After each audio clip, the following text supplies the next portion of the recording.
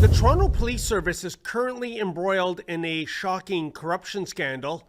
It was discovered that numerous police officers were acting more like gangbangers and less like, members of law enforcement. Police officers were getting involved in drug dealing, theft, fraud, and even conspiracy to commit murder. This is a tad problematic given that the cops are supposed to be, the good guys. But just when you thought it couldn't get any worse for the Toronto Police Service, well, it gets worse. Sources tip me off that there's another roiling scandal at the Toronto Police Service. These shenanigans are playing out behind the scenes and behind closed doors, and the police don't want you to know what I am about to report. Thankfully, this scandal does not involve any violence.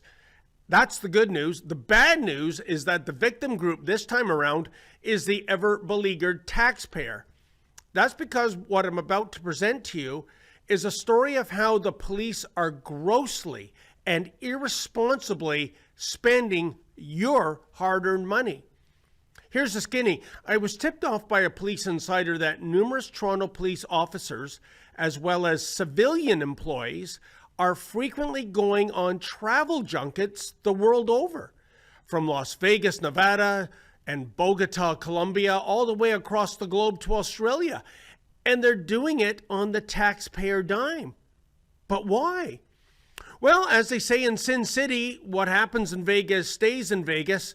Ditto for what happens in Bogota and Melbourne and so many other destinations too. Mum's the word. And the spending in recent years on these junkets is mind-boggling. Indeed, I would remark that Hogtown cops and civilian staffers are spending money like drunken sailors, but I won't say that because such a statement might be defamatory to inebriated mariners. Nevertheless, I do have documents proving that several staffers at the Toronto Police Service seem to be less about policing and more about jonesing for a role on lifestyles of the rich and famous. Without further ado, let's go online and visit the Toronto Police Services Board website, shall we? This website provides so much evidence that the police, mostly the brass, has been literally globetrotting around the world under the not-so-watchful eye of Chief Myron Demkiw. The disrespect for taxpayer money is as gross as their entitlements. So let's click on the Toronto Police Services Board publication of expenses, shall we? Notably, the expenses here are divided into 6-month increments. Let's begin by cutting to the chase and checking out the semi-annual report from the period of January 1st, 2023 to June 30th, 2023, when spending ramped up big time. Let's look at the page displaying the names of the people submitting expenses. Many, I'm told, are members of the Toronto Police Service brass. Then again, how does that American Express slogan go? Membership has its privileges. Now, as you can see, there's some real big spenders at the Toronto Police Service. Let's start with Staff Superintendent Pauline Gray. In 2022, when Chief James Raymer was in charge, Gray's spending was very modest. Indeed, Gray submitted expenses of just $205.99 for the first 6 months of 2022. Little wonder I've been told that Raymer was a no-nonsense, by-the-book police chief. Now let's take a look at Staff Superintendent Robert Johnson. Again, under Raymer, Johnson's spending was also moderate, less than $2,000 for 6 months of 2022. But now let's fast forward to late 2022 when Myron Demkiw became chief. Goodbye fiscal prudence and hello gravy train with biscuit wheels. Let's go back to Pauline Gray, shall we? First, Gray went off to some committee meeting in Quebec City. She claimed more than $1,500 in expenses. But that was chump change compared to what Gray spent at a meeting of police chiefs in Dallas, Texas. She somehow managed to squander more than $6,000 in the Lone Star State. $6,000. It gets better, or maybe I should say it gets worse, come 2023 once Demkiw was fully in charge. For starters, Gray jetted off to Las Vegas. This time, Gray submitted more than $4,000 in expenses. Gee, I wonder if that sum included losses endured at the blackjack table. When she got back from Vegas, she whisked off to Kingston for yet another conference on God knows what. That junket was a mere $1,800. Now, this next destination on her itinerary is truly inexplicable. In April 2023, Pauline Gray attended a meeting hosted by the police service in Bogota, Colombia. And get this, the Bogota cops picked up Gray's expenses, taking care of her flight, her accommodation. I reckon this junket was worth several $1,000s. Thankfully, Gray only submitted $348 for this trip. But was that for food, or maybe it was for some blow? Who knows? Because a big part of the problem is that when police officers submit their expenses, they only provide a dollar amount, but no description of what they actually spent the money on. Talk about creative accounting. In any event, what the hell was Gray doing in Bogota in the first place? I mean, what can a Toronto police officer learn from their counterparts in this narco state? Surely she didn't need a crash course in police corruption 101, not given the headlines regarding the Toronto Police Services scandal these days, but I digress.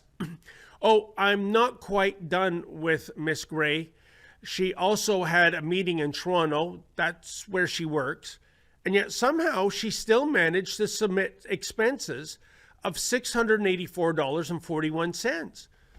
But for what? Did Pauline have lunch that day at the uber posh Jacob's Steakhouse?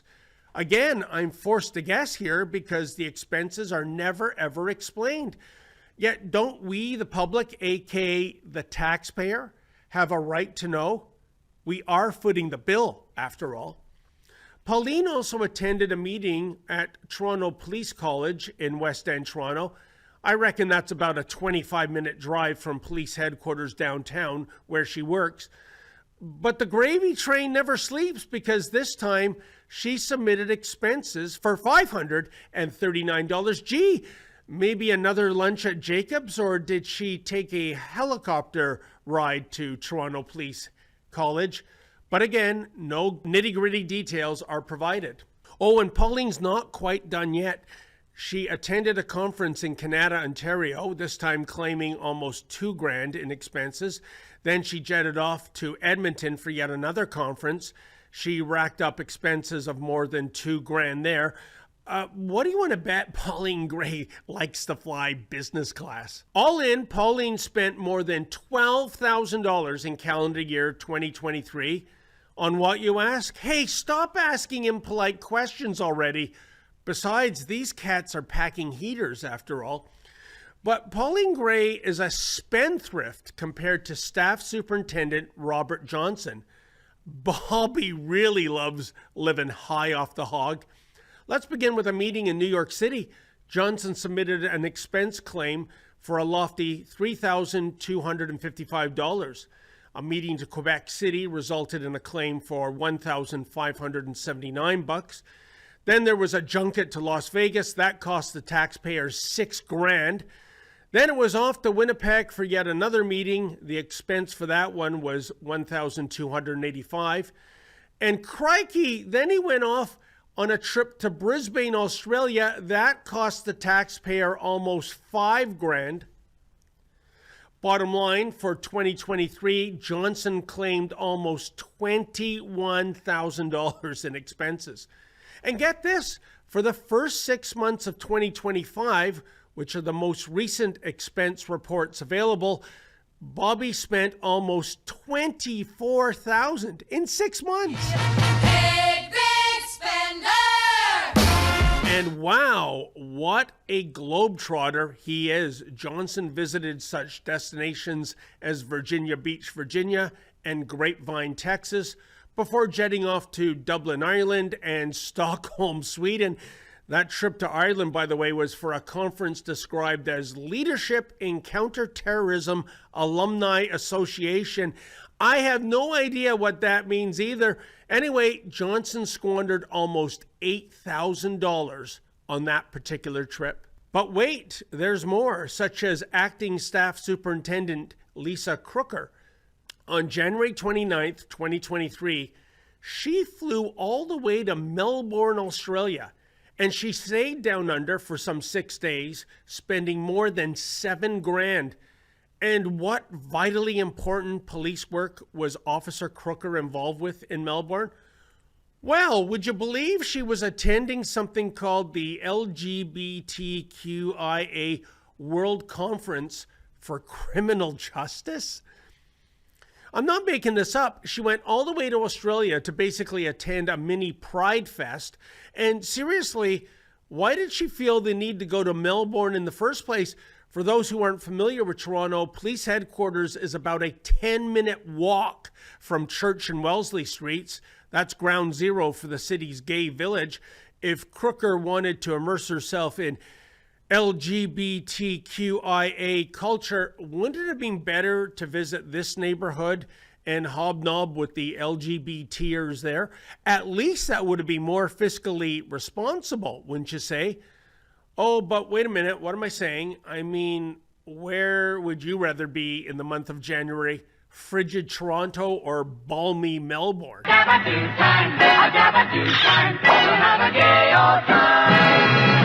But seriously, what did the taxpayer gain from this $7,000 Spirit Unicorn Rainbow Junket? Don't know about you, but I'm not feeling all that gay right now. Gay as in joyful, that is. But it isn't just the men and women wearing Toronto police uniforms that are going on spending sprees. The civilians who work at the police service also like to squander your hard-earned money big time, such as C. Wang Kao, General Counsel for the Toronto Police Service. In July of 2023, he traveled to Montreal for a conference. That was $3,100. Then in October, he flew off to California. That trip cost almost $5,000. In the second half of 2023 alone, C-Wing spent $9,058.82. And again, why? Then there's Savina Dhaliwal. Dhaliwal is the Chief Administrative Officer and Chief Demkiw's right-hand woman. Dhaliwal racked up more than $12,000 in expenses in 2023, like the $5,000 of your money that she spent to go to a police chief's conference in California. But Dhaliwal's not a police chief. She's not even a police officer. She's a civilian. And apparently she likes to go globetrotting too. Unbelievable. Trust me, folks, there are so many other examples of police expenses that are out of control. Time constraints prevent me from endlessly droning on. But I would be remiss if I did not mention the big kahuna himself, Chief Demkiw. Apparently, Demkiw likes to lead by example. Oh, and by that, I mean bad example. And so it was in 2023, the chief racked up more than $34,000 in expenses. Yeah, $34,000. Incredible. At least the chief was on a downward pace for last year, given that the chief racked up less than $8,000 for the first 6 months of 2025. But I must remark, perhaps the most baffling expenditure the chief submitted was for more than $750 to attend an anti-Semitism forum in Ottawa last March. I say this because clearly the chief learned nothing, given that he has instructed his officers to stand down and turn a blind eye whenever they observe the Hamas-holes chanting for genocide, displaying swastikas, and cosplaying as the terrorist mastermind Sinwar. Meanwhile, peaceful counter-demonstrators and members of the independent press are routinely arrested. It boggles my mind that he even bothered to attend an anti-Semitism forum. By the way, most of the individuals I flagged earn more than $200,000 annually, plus a gold-plated benefits package. Some even earn more than $250,000. Hey, in the case of the chief, he's pulling in more than $400,000. Must be nice. But they all seem to share a feeling of entitlement when it comes to spending our money by endlessly going on junkets. And what is the purpose of attending all these conferences? Toronto is in the midst of its worst crime wave in the city's history. But the prime directive at the police service is to travel the world over and attend conferences? In the aftermath, so many questions abound, such as one, what is the ROI, aka the return on investment for the taxpayer? As far as I can tell, there isn't one. Number two, why don't the expense reports specifically outline what the expenses pertain to? And three, given that so many of the expenses are for out-of-country trips to conferences, would it not be more fiscally prudent for staffers to attend such conferences virtually via Zoom?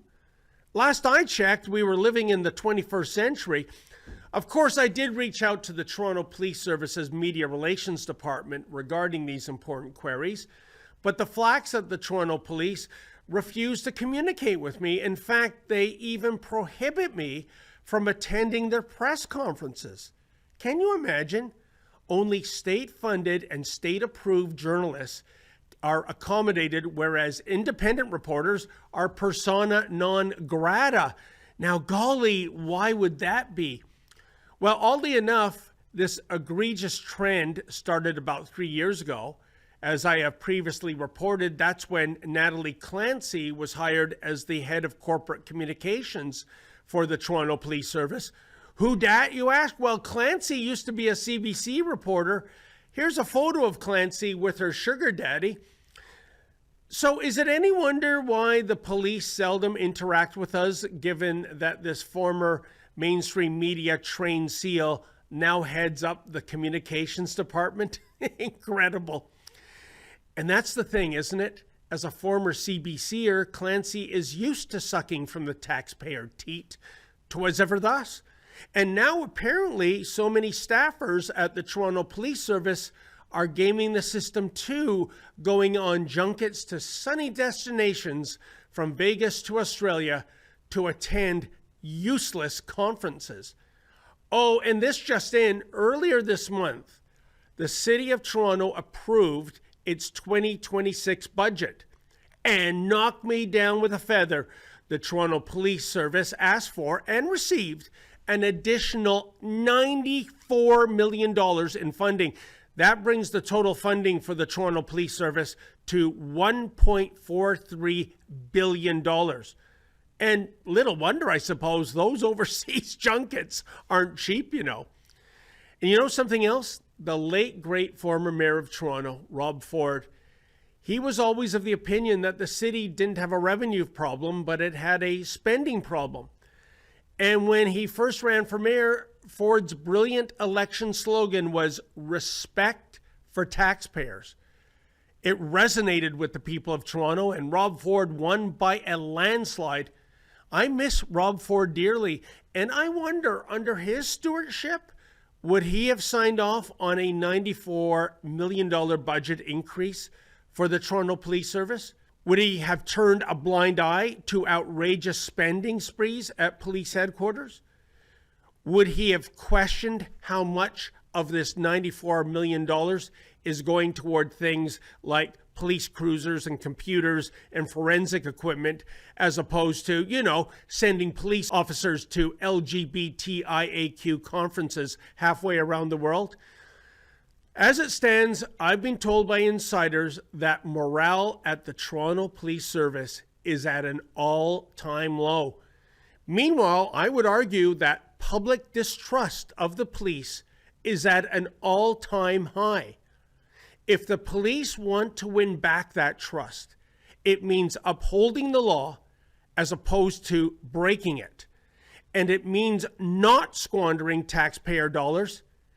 Is that really too much to ask? Well, folks, apparently under the leadership of Police Chief Myron Demkiw, yes, that is too much to ask. Oh my goodness, folks, when it comes to the Toronto Police Service, when is it going to end? On one hand, you've got a corruption scandal. On the other hand, you have a spending scandal. Please, if you believe as we do, it is time for a change at the top. Myron Demkiw, the chief, has to go. If you're able to, sign on to firethechief.ca. That's firethechief.ca. Add your name to the petition, and if you're able to, kindly make a donation so that Rebel News can continue to bring you the other side of the story.